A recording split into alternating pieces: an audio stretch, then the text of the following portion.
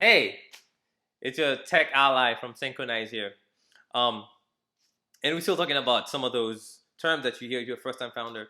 So if you're a first time founder and you're non-technical and you want to build an app and you have a great idea with COVID-19 that you think you're into something, you do your due diligence, and you finally found a developer and they're gonna tell you about like they need to build the the backend or the API to make the application work. So given that we understand what UI is, so using our chronology, the API stands for uh, application programming interface, right? It's this thing that allow other things to communicate. It's like what makes the UI of your app communicate with the logic that sits in the server somewhere to help it communicate so that multiple people can use that server. So when you think of UI, the UI sits and stays in the device that you're touching, right? That's what we're calling the client. Like whatever it is that's in your hand, whether it's a computer or a phone or an iPad, that's your UI. It's only on that what we're gonna call client.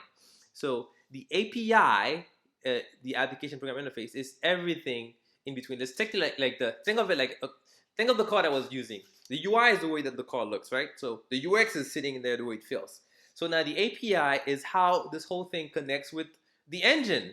For example, the engine is what's that you don't see but you know is there that's making everything work. That sends it powers the car. So that's sort of what your API is. If you're familiar with Legos, the API would be those little circle that's inside the Lego that connects things.